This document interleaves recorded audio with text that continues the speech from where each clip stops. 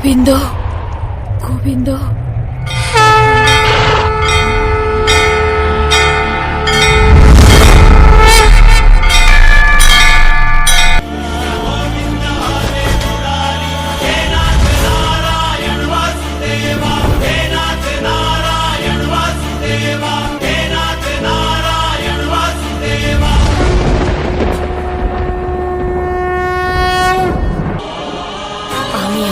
পশ্চাতে নিজের এই কেশ কদাপি বাঁধব না,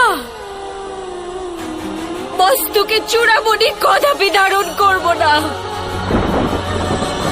ধর্ম ধর্ম অনাদি অনন্ত, সত্য অসত্য কলুষ কলঙ্ক, কথা শোনো সারদের পরমার্থে। শক্তির কথা, ভক্তির কথা, জন্ম জন্মের মুক্তির কথা, জীবনের সার সত্যের কথা। যুগে যুগে দেশে দেশে সৃষ্টির প্রতিভাসে কথা শোনো এই আমার বেদে। ধর্মের কাহিনী দেব লেখনি, আমার ইতিহাসের স্মরণী। শোনো কৃষ্ণের মহিমা, গীতার গরিমা, এই মহান গ্রন্থের কথা শোনো।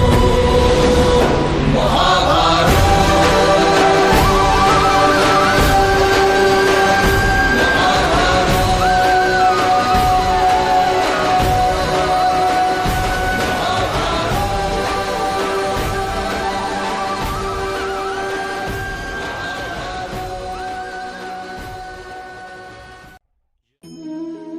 यदा यदा हि धर्मस्य ग्लानिर्भवति भारत अभ्युत्थानमधर्मस्य तदात्मानं सृजाम्यहम्।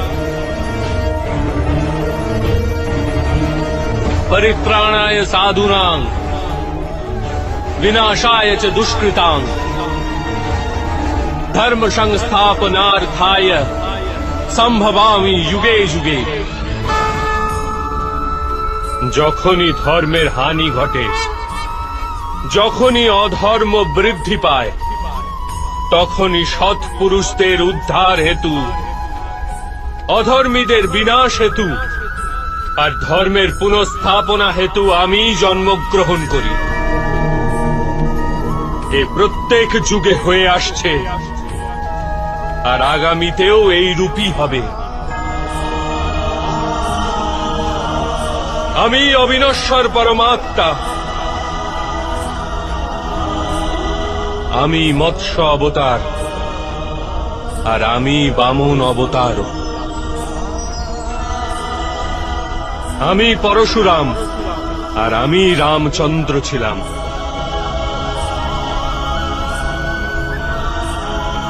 আমি ব্রহ্মা, বিষ্ণু আর মহেশ্বর, আর আমি সরস্বতী, কালী এবং লক্ষ্মীও।